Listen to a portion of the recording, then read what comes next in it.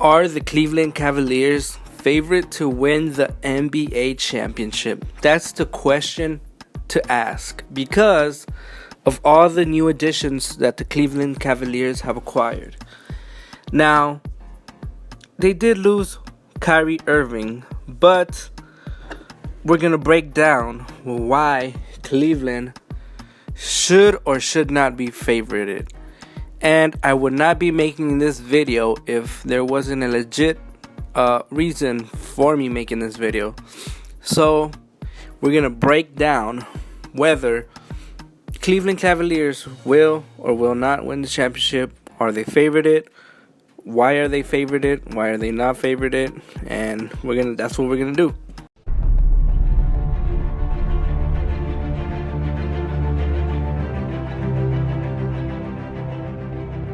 The CE Network presents Authentic Sports Talk with Anthony Munoz, the greatest sports talk show known to mankind. Okay, so you guys may know Kyrie Irving did not want to be in Cleveland, demanded a trade. He wanted out of Cleveland, and ever since then, I guess you can say Cleveland has been under an earthquake, like out of nowhere this started happening. Like, whoa, what the hell's going on here? But to LeBron's advantage, this Kyrie Irving trade actually turned out better than expected. And here's why I believe the Cavaliers should be favorited to make it to the finals and definitely compete in the NBA Finals. Because the Cleveland Cavaliers, this is what they did.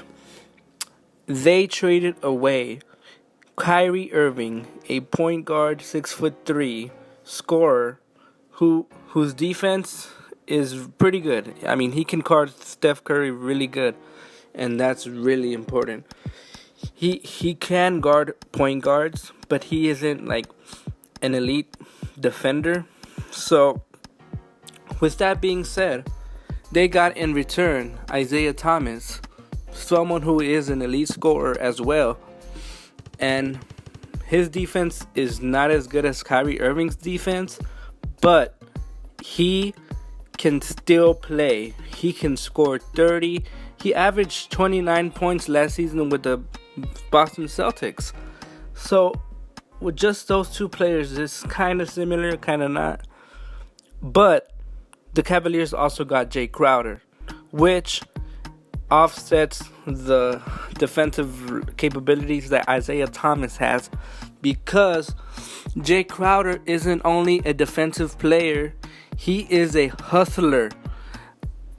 A hustler. Hustlers are so important in the NBA because the NBA is moving to this new style where all the teams are trying to play fast. And that's very important to have someone like Jae Crowder on your team, because he can play the 2, he can play the 3, and he can play the 4. Yes, he can play the 4. He's only 6'7", I believe, but he can play the 4. And he can shoot the 3. So, with that being said, just with those two players, I say Cavaliers won the trade. But that's not it. The Cavaliers got the 2018 Brooklyn Nets first round draft pick, which most likely is going to be potentially the first overall pick. Now, you might say, what the hell does that doesn't matter for this season. Well, I'm here to say, take another look. This pick, they can trade it before December 15th because it's not a player. If the Cavaliers wanted to trade Isaiah Thomas, they can't until after December 15th because they just acquired him from a trade.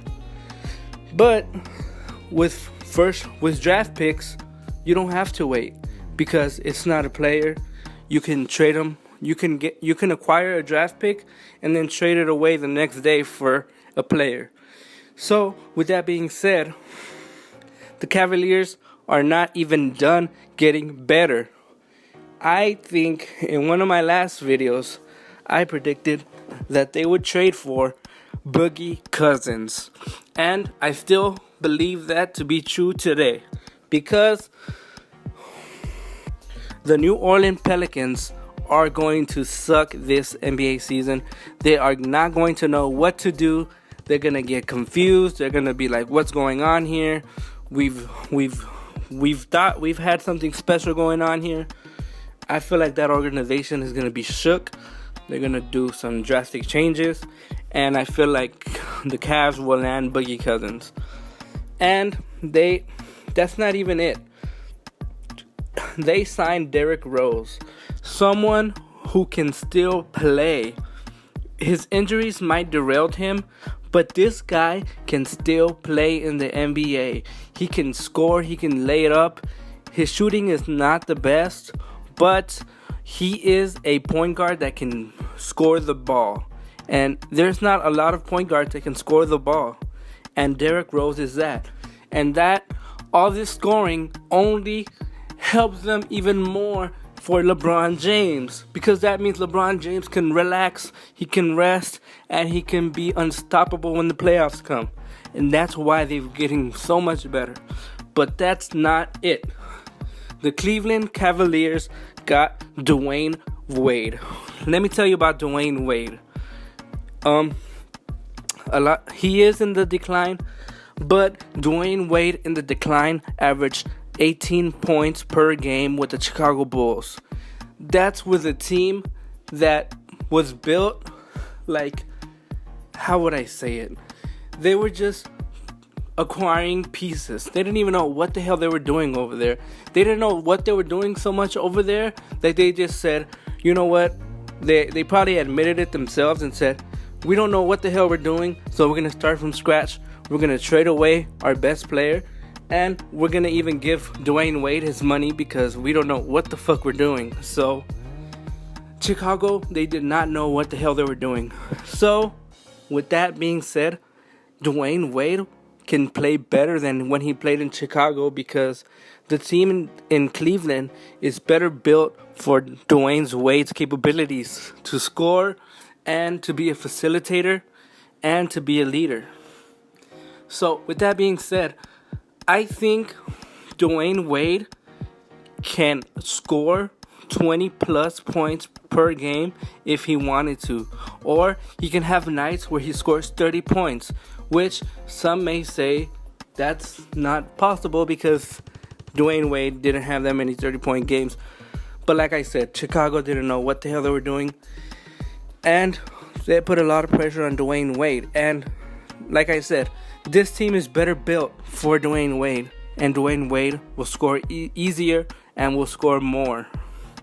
So, with all these additions, and remember, they only lost Kyrie Irving. They still have Tristan Thompson. They have Channing Frye. Channing Frye, he is a very underrated. He is a 6'11" power forward who can shoot the three. And he can play the center position with the three ball. Like, there's not a lot of players out there like that. Also, they got the young center from Boston, which no one can ever pronounce his name. His name is Zizic. I don't know what the hell his name is. But he might not be good, but he is a big body. And in the NBA, you need a big body to be in the middle of the paint, so you can protect the paint. So, with this being said, the Cleveland Cavaliers should be favorited to win the NBA Finals. And those reasons are why. But with that being said, the only way they can be favorited is if everyone is healthy and LeBron James is rested. Because LeBron James, he can take over games. He can shoot better now than he did before. And I also do keep in mind that OKC got a lot better, but they still have to go through the Western Conference. And the Western Conference is so stacked up. It is literally like going up a hill with rocks, like carrying rocks. That's how hard it is to get out of the Western Conference. So the reason Cavaliers are favorited is because they have to go through the weak, sorry-ass Eastern Conference. That's why they're favorited to be the NBA champions. Whoa, I'm out of breath because I know what I'm talking about, and this is crazy. And I don't like to admit that they're the favorites because I don't really like the Cavaliers, but I had to make a video because I know basketball. And another thing, a lot of people, this is what gets me mad, a lot of people are counting out how good Jae Crowder is. This guy can play the 2, the 3, and the 4. This guy hustles, this guy plays defense, this guy shoots a 3. What else do you want from him? He is not being recognized as the good player that he is, and that pisses me off because he is an amazing player. I miss him already from the Celtics. And let me tell you this. The Celtics don't have a chance against the Cavaliers. I am a Boston Celtics fan, and if this Cavaliers team stays healthy, the Boston Celtics don't have a chance because they can't rebound. And you have to see what happens, because another thing about the NBA, you have to let it play out, and then we can see how the team chemistry is, because chemistry is a big part of the NBA. And nobody knows with all these new teams, with all these new players, how good they will mash up, or how good they will be, or even if they'll stay healthy. That's why some of these prediction videos, I mean, they're good to see, but to be honest, nobody really knows. I don't even really know, because you have to see how it plays out. But the Cavaliers, they should be favorited because they have to go through the weak Eastern Conference, and if that team stays healthy, they can make a lot of noise. And the Golden State Warriors have to go through the Western Conference as well, even though they are the real favorite, because they're the reason this NBA offseason has been what it has been. Kevin Durant has blessed the NBA fans with his snakeness, but his move to Golden State has put the whole NBA in, oh shit, we got to do something about this, because they need to compete.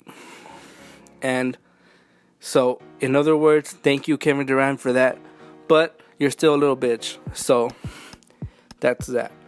And well, that's it for the Cavs prediction. I just wanted to say that. Also, I want to give a shout out to the Hoops Gods. I forgot what the fuck their name is. The Hoops Gods.